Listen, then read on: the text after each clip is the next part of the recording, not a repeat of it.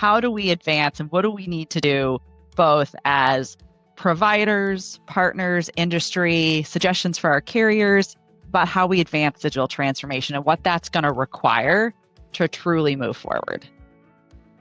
Yeah, and I love the question. I think it's one of the most important ones to ask because there's a lot of great ideas and a lot of great vendors who come out there with ideas, et cetera, and solutions.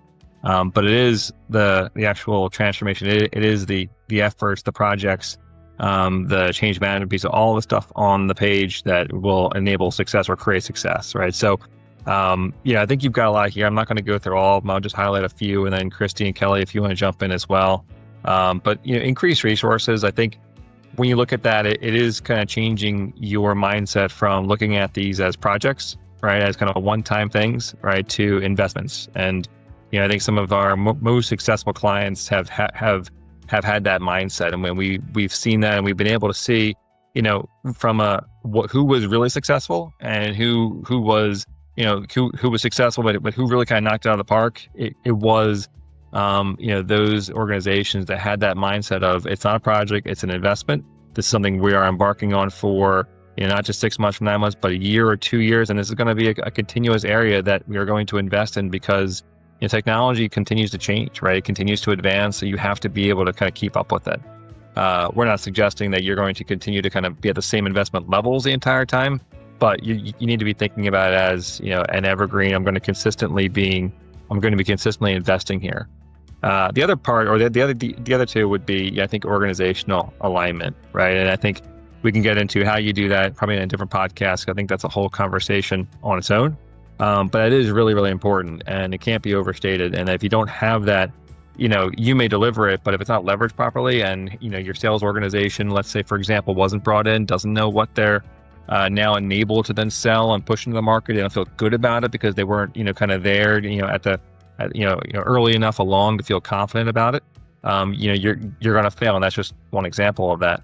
And then change management, I think, goes kind of hand in hand with that, right? Are you having are your communications effective? Are you talking to the right people? Are you bringing in the right stakeholders, both from a leadership perspective as well as down to the actual end user who's the one, installing the case or, validating that, employer X's enrollment came in to then facilitate billing and all those types of things. So if you don't have those three, I don't think you have a great shot of success.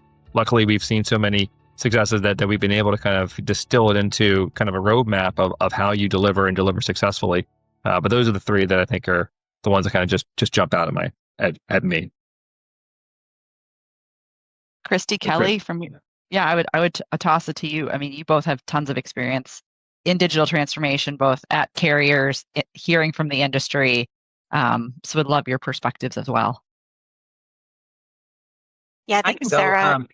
No, go ahead. Go ahead, Christy. No, go ahead. I think really the two that Dan called out too for me, organizational alignment and effective change management. You really can't get to what we refer to as purpose-driven benefits, right? Without those. And I would challenge you to look at your partnerships. Are you really getting what you think you are out of those partnerships?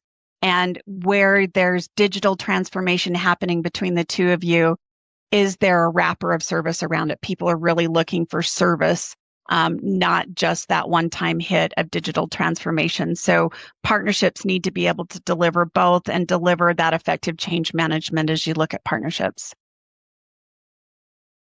I agree with all of that as well. The last thing I'd say is, like the investment point that Dan was making, I think that's just going to have to be investment year over year. And it can't be, because technology is changing so fast now, it's going to continue to, I think, even be more rapid. It's not going to be one of those things where we'll be sitting here in 20 years and say, okay, now we need to talk again about replacing your legacy. I don't think you have a chance of surviving if you are going to make a digital transformation and then sit on it, whatever you've done over the past, 5 years or whatever. And then you're like, okay, I'm good. I'm all done. You're just never going to be done. You have to think that you have to have that investment ongoing forever, really, in order to keep up with the game now that where we are with technology nowadays.